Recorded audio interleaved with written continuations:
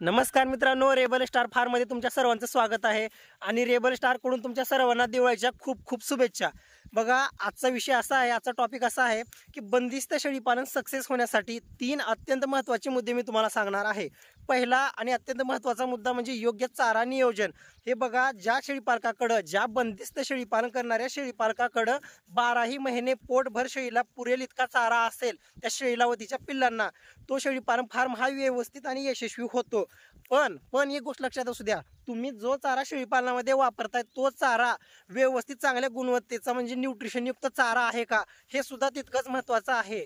कारण बरेच शेळीपालक तुम्हाला सांगतो, गांडूळ खत, शेणखत, लेंडी खत याचा अजिबात विचार करत नाहीत।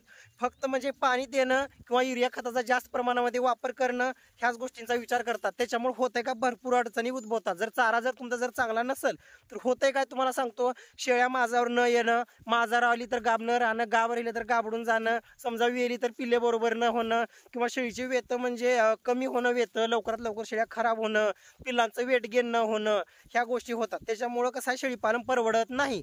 आणि दुसरं आणि अत्यंत महत्त्वाचं तुम्हाला सांगतो, खुराकाचं नियोजन। बंदिस्त शेळीपालनामध्ये खुराकावर तुम्हाला खर्च करावाच लागतो, त्याच्याशिवाय पर्यायच नाही। ही गोष्ट कायमस्वरूपी लक्षात असू द्या। बरेच शेळीपालक म्हणतात की आमच्या शेळ्या फिरस्ती वगैरे आहेत, खुराक देण्याची गरज नाही, पण बंदिस्त शेळीपालनामध्ये खुराक देणं अत्यंत गरजेचं आहे।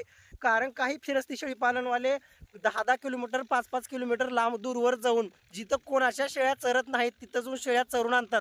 त्याच्यामुळे त्यांच्या शेळ्यांना खुराकाची गरज नसते।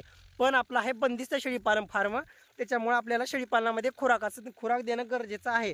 आणि तो खुराक गाभण शेळीला 2.5 ते 3 महिने जर खुराक दिला, आणि शेळी वेल्याच्या नंतर सुद्धा 2 ते 2.5 महिने जर तुम्ही त्या शेळ्यांना खुराक दिला, तर शेळी उघडी पडणारच नाही तुमची। आणि दुसरी गोष्ट म्हणजे शेळीचे वेत तुम्हाला चांगले, सदृढ आणि निरोगी भेटतील। तुम्ही एक वेळेस ट्राय करून बघू शकता मित्रांनो। कारण आपल्याला त्या शेळीचा, समजा ही शेळी आहे, ह्या शेळीचं 1 ते 2 वेत घ्यायचं नाही, ह्या शेळीचे मरेपर्यंत म्हणजे भरपूर वेत तुम्हाला घ्यायचे, 10-10, 12-12 वेत, 8-8 वेत तुम्हाला घ्यायचे आहेत। त्याच्यामुळे व्यवस्थित खुराकाचं नियोजन असणं गरजेचं आहे।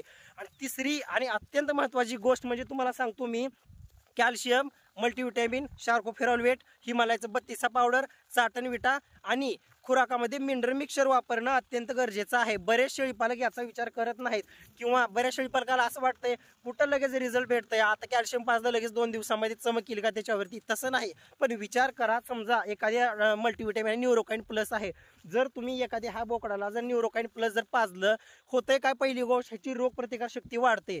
रोगप्रतिकार शक्ती जर व्यवस्थित जर वाढली, लवकर रोगाला बाधित होत नाही। हा त्याचा म्हणजे इनडायरेक्टली फायदा होत असतो। समजा एखादे तुमचं जनावर असू द्या, रोगाला काहीतरी त्याला म्हणजे अडचण झाली, त्याला हागवणच लागली, किंवा काहीतरी तापच राहिला, वैरच नाही काढ, जर अशा जर अडचणी जर होत राहिल्या फार्मवरती, तर होतंय काय, त्याचं वेट गेनच होत नाही। त्याच्यामुळे अत्यंत महत्त्वाची गोष्ट कायमस्वरूपी लक्षात असू द्या, हे कॅल्शियममुळे वगैरे चांगलं अंगात ताकद असते, अंगात अवसान असते, रोगप्रतिकार शक्ती वाढत असते त्याच्यामुळं, किंवा शार्कोफेरॉल्वेट वगैरे, रक्ताचं प्रमाण वगैरे व्यवस्थित असतं शरीरामध्ये।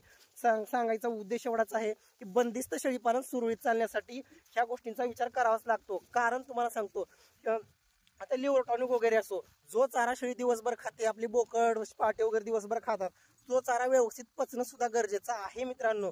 कारण तुम्हाला सांगतो, बरेच बंदिस्त शेळीपालन फार्मवाले योग्य खुराकाचं नियोजन करत नाहीत, योग्य चाऱ्याचं नियोजन करत नाहीत, किंवा आपलं कॅल्शियम, मल्टीव्हिटॅमिन, लिव्हर टॉनिक, आणि अत्यंत महत्त्वाची गोष्ट तुम्हाला सांगतो, ह्या सर्व गोष्टी केल्या पण डिवर्मिंग नाही केली तरी सुद्धा तुम्हाला म्हणावा तसा रिझल्ट भेटत नाही मित्रांनो। त्याच्यामुळे कधीही लक्षात असू द्या, जंतनाशक जे आपण म्हणतो डिवर्मिंग करणं, शेळ्यांची गाभण सेफ बोकडांना पाठीला जे आपण करतोय ते अल्बेंडाझोल कंटेन असलेलं चालतं। तुम्ही व्यवस्थित डिवर्मिंग करणं अत्यंत गरजेचं आहे।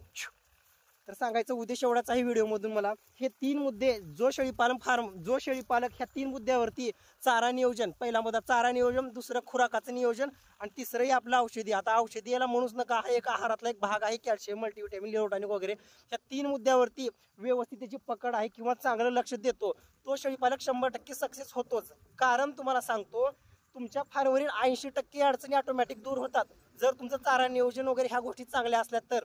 आणि हे तो शेळीपालक करतो ज्याला खरं शेळीपालनामध्ये काहीतरी भविष्य घडवायचे, किंवा ज्याला खरं शेळ्यांचा नाद आहे। कारण तुम्हाला सांगतो, हे 3 मुद्दे अत्यंत महत्त्वाचे आहेत। कारण तसा विचार करायला गेलं तर मुद्दे भरपूर आहेत, पण बाकीचे मुद्दे नंतर आले. हे 3 मुद्दे महत्वाचे आहेत. म्हणजे कसं आहे, एकमेकावर आता बघा, खुराक वगैरे आहे. तू खुराक जर व्यवस्थित दिला, शेळीला दूध चांगलं आलं, ज्या वेळेस तुमच्या फार्मवरती शेळी येते, कमीत कमी त्या शेळीला अर्धा लिटर 1 लिटर वगैरे दूध पाहिजे, मगच त्या पिल्लांचं संगोपन चांगलं होत असते. का? कारण खुराकाचं जर नियोजन व्यवस्थित असलं तर मग चांगलं त्या पिल्लांना वगैरे दूध पुरतंय, पिल्लं टणटण आहेत. मग ते दूध जास्त झालं, ते ऍसिडोसिस झालं, मग त्या ठिकाणी पुढचा विषय झाला तुमचा ते नंतरचा तुम्ही उपचार किंवा आजार उपचार करणार आहात ते.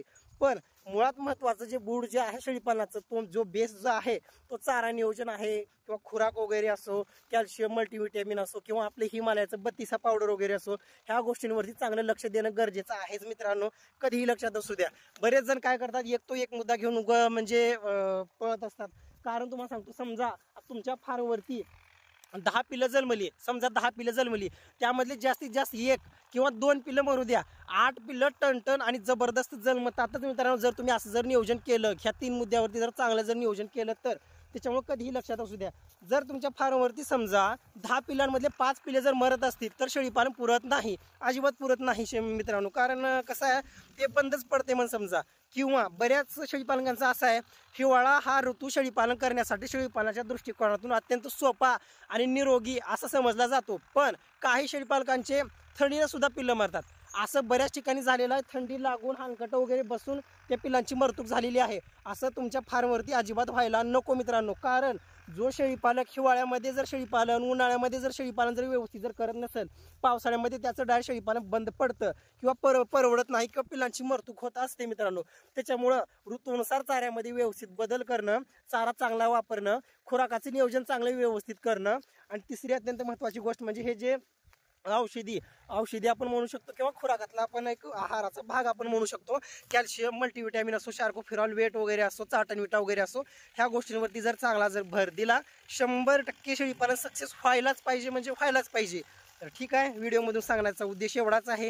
हे 3 मुद्दे तुम्ही व्यवस्थित लक्षात असू द्या. तुमच्या काही अडचणी असेल तर नक्की कमेंटमध्ये विचारू शकता.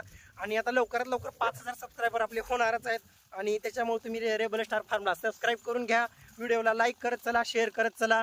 तर भेटू पुढच्या व्हिडिओमध्ये. थांबू इथंच. तोपर्यंत जय हिंद, जय भारत.